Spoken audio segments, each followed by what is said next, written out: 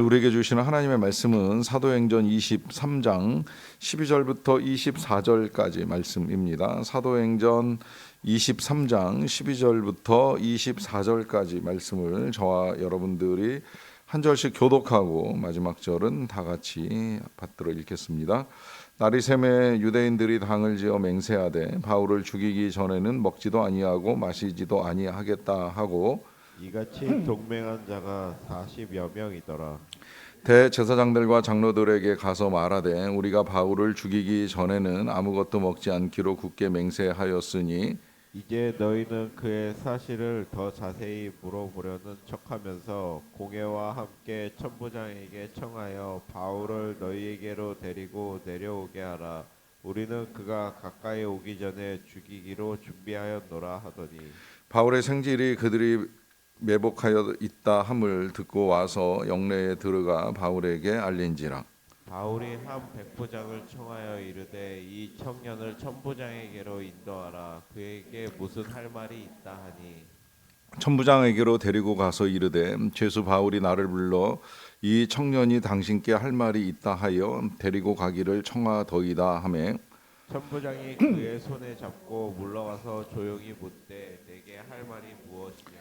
대답하되 유대인들이 공모하기를 그들이 바울에 대하여 더 자세한 것을 묻기 위함이라 하고 내일 그를 데리고 공회로 내려오기를 당신께 청하자 하였으니 당신은 그들의 청함을 따르지 마옵소서. 그들 중에서 바울을 죽이기 전에는 먹지도 않고 마시지도 않기로 맹세한 자 40여 명이 그를 죽이려고 숨어서 지금 다 준비하고 당신의 허락만 기다리나이다 하니 이에 천부장이 청년을 보내며 경계하되 이 일을 내게 알렸다고 아무에게도 이르지 말라 하고 백부장 둘을 불러 이르되 밤 제3시에 가이사라까지 갈 보병 200명과 기병 70명과 창병 200명을 준비하라 하고 같이 읽습니다.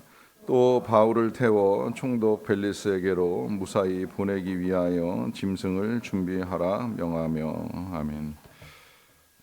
저는 지금 목요일마다 이제 몇 분 교우들하고 핵심 가치 훈련을 합니다. 우리 교회 6가지 핵심 가치에 대해서 이제 한 10주 정도의 학습을 하는 시간인데요. 그 6가지의 핵심 가치 중에는 이제 어제 일치와 연합이라고 하는 이제 가치에 대해서 함께 나누는 시간을 가졌습니다. 교회의 힘과 능력, 교회에 임하는 큰 은혜가 이 일치와 연합에서 이제 임한다라고 하는 사실을 다시 확인을 하게 되었는데요. 뭐 어떻게 보면 교회뿐만이 아니라 가정도 그렇고 나라도 그렇고 이 일치와 연합 속에서 이제 훨씬 더 강한 힘과 능력을 발휘한다 하는 거는 뭐 설명을 하지 아니하여도 우리가 익히 알고 있는 바라고 생각을 합니다. 선한 비전을 향하여 함께 연합하고 또 함께 힘써 나갈 때에 이제 놀라운 하나님의 능력도 임하고 또 큰 은혜가 나타나는 것을 볼 수 있다라고 하는 의미입니다. 그러다 보니까 이제 이 교회 안에서의 연합뿐만이 아니라 이제 교회들 간의 연합을 통하여서도 더 이제 크고 귀한 일들을 많이 도모해 가는 모습도 볼 수가 있겠고요.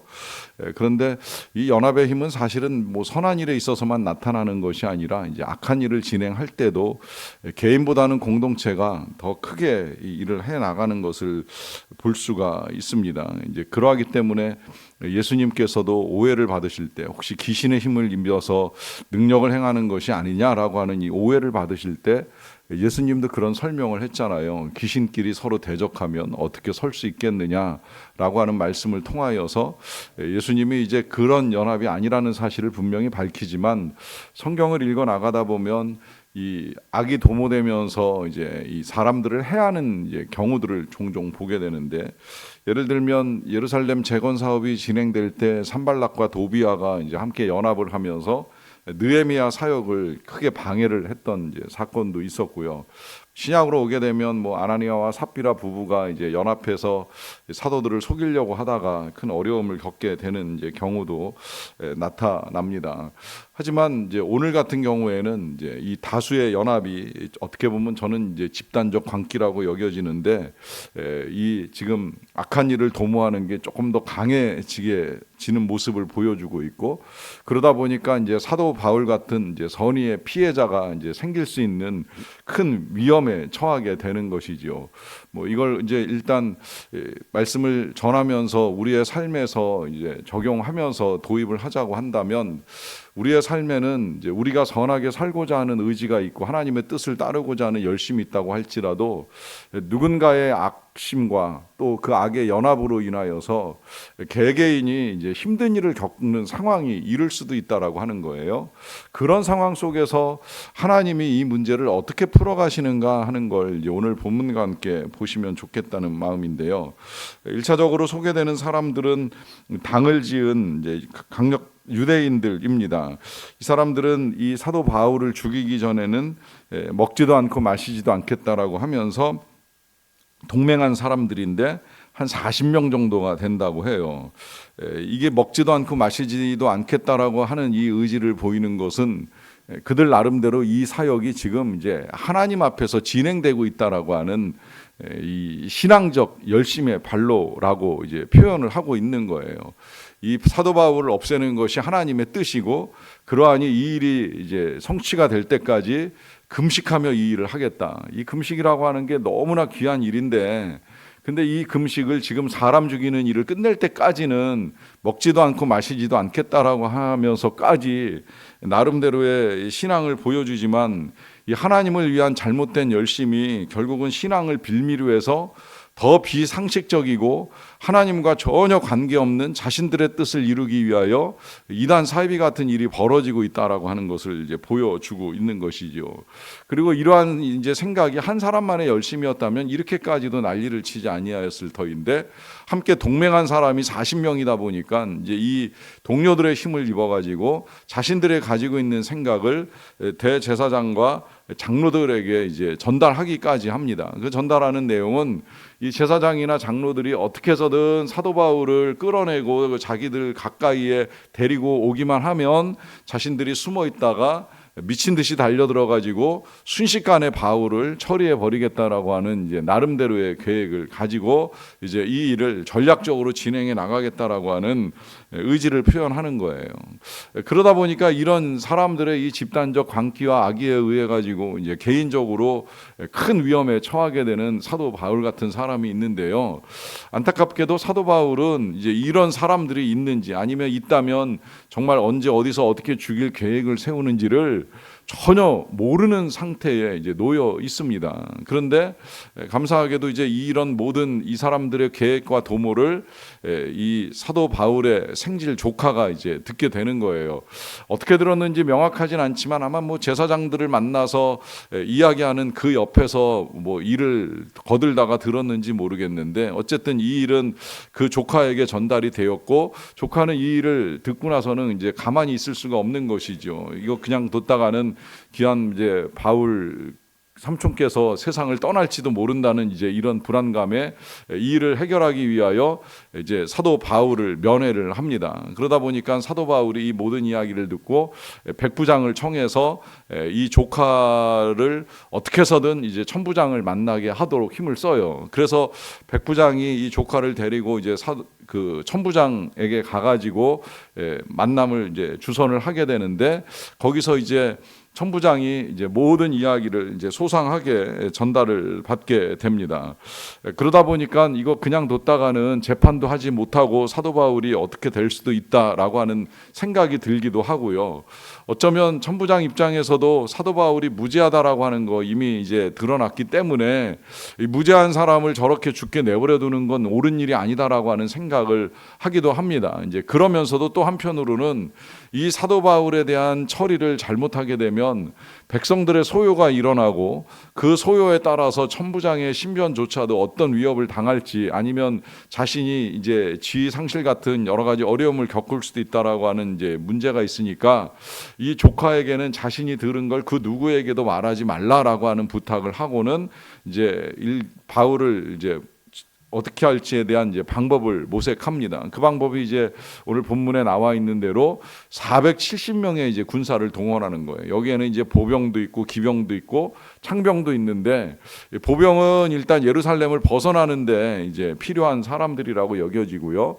그 다음에 이제 기병은 말을 타는 병사인데, 일단 이 예루살렘에서 가이사랴까지 이제 거리가 멀다 보니까 거기까지 호송하는 건 이제 말에 태워서 이제 데리고 가는 방식으로 진행하기 위하여 기병을 준비했다라고 보고요. 거기에 이제 혹시 모를 이제 충돌 사태에 대비하기 위해서 창병까지 이제 준비하는 이제 아주 치밀한 계획을 세워가지고 바울을 야심한 밤에, 이제 여기 성경에 제3시라고 표현되어 있는데 한 정오 정도 되지 아니할까, 밤 12시 정도 되지 아니할까, 이제 이런 시간에 지금 바울을 예루살렘에서 빼내가지고 가이사라에 있는 총독 벨릭스에게 보냅니다.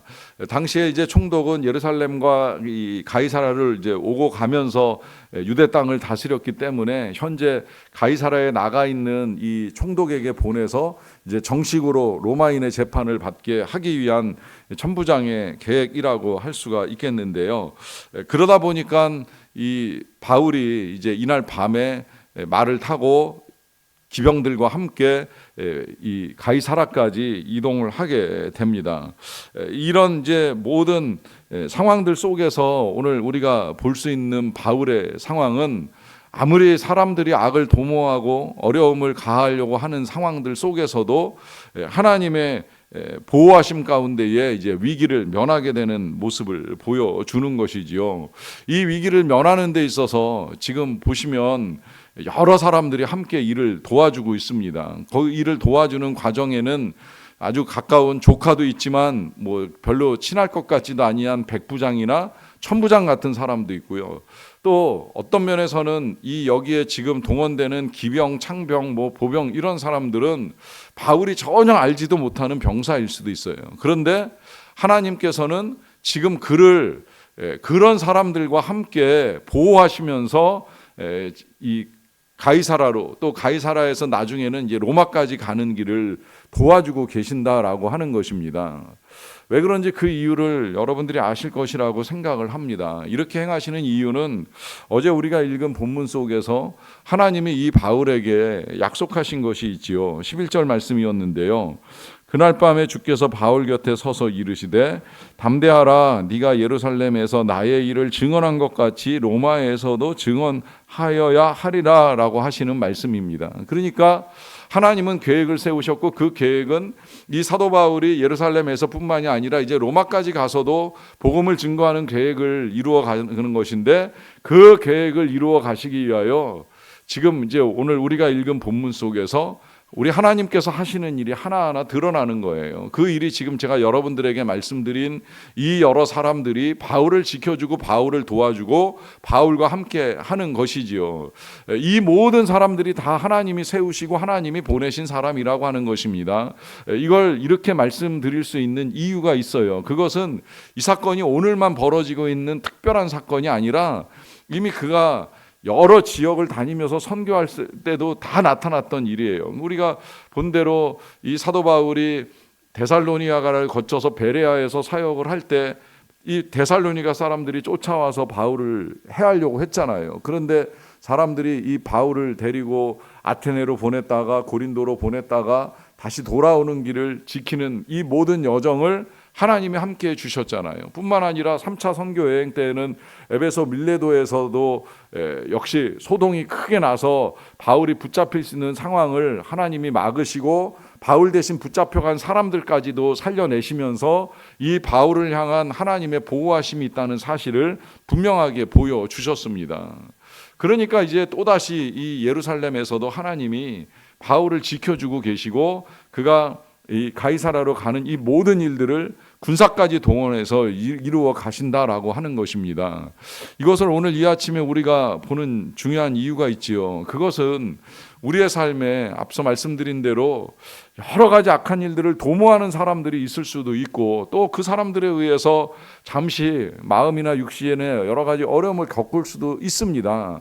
하지만 그 상황 속에서 하나님이 손 놓고 계시는 것이 절대 아니라는 거예요. 우리에게는 우리를 힘들게 하는 사람도 있지만 우리를 도와주기 위하여 하나님이 세우시거나 하나님이 보내시는 사람이 있습니다. 문제는 이제 그 사람들을 우리가 볼 수 있는 눈이 열려야 되는 거예요. 그 사람이 뭐 정말 가까운 가족일 수도 있고 아니면 함께 말씀을 나누는 세먼들일 수도 있고 샘직일 수도 있고 혹 누군가 정말 내가 알지 못하는 사이에 우리를 향하여 선한 은혜를 베푸는 손길들이라고 할 수가 있습니다.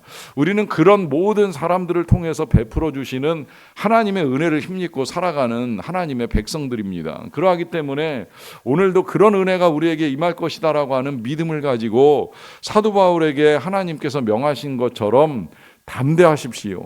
담대하게 나아가십시오. 우리의 일생 다할 때까지 하나님이 우리를 지켜주십니다. 이 은혜 믿고 오늘도 평안하게 살아가는 저와 여러분 다 되시기를 간절히 축원합니다. 기도하겠습니다. 사랑과 은혜가 풍성하신 아버지 하나님 감사합니다. 오늘도 우리를 사랑하셔서 베푸시는 은혜로 말미암아 진심으로 감사드리옵나이다. 이 아침에도 건강하게 일어나게 하여 주시고 주의 전에 이르게 하시며 말씀과 함께 하루를 열게 하여 주셔서 감사드립니다.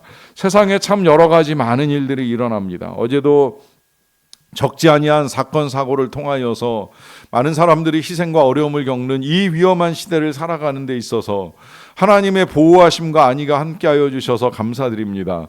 우리의 일생이 다하는 날까지 무엇보다 우리에게 주신 바 된 이 귀한 사명 우리가 잘 감당하고 하나님 나라에 이를 때까지 우리와 함께 하신다고 약속하여 주신 하나님의 은혜가 오늘도 우리와 함께 하시는 줄로 믿사옵나이다. 우리뿐만이 아니라 우리가 무릎 위에 올려놓고 기도하는 모든 대상들에게도 하나님의 은혜가 임할 줄로 믿사옵나이다. 하오니 사도 바울에게 명하셨던 것처럼 담대하게 평안하게 사랑으로 행해 나가게 되기를 원합니다. 말씀을 전하고 나누고 복음을 전파하는 가운데에 하나님의 나라가 하늘에서와 같이 이 땅에서도 이루어지는 것을 보는 우리의 삶이 되기를 원합니다. 그렇게 먼저 하나님의 나라와 의를 구할 때 이 모든 것들을 너희에게 더하여 주시겠다라고 약속하여 주셨사오니 약속대로 이루어 주시옵소서. 하나님의 뜻이 이루어지고 그 뜻 가운데 선한 성취들을 볼 수 있는 우리 모두의 삶이 될 수 있기를 간절히 원합니다.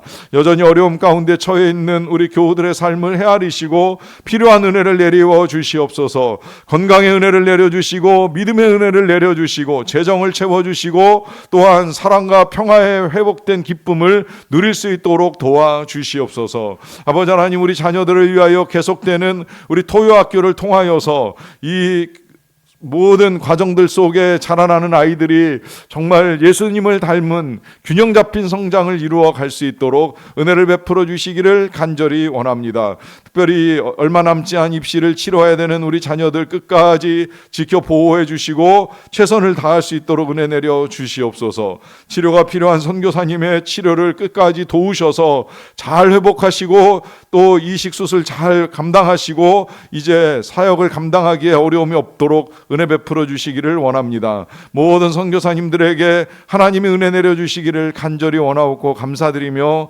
예수님의 이름으로 기도하옵나이다. 아멘.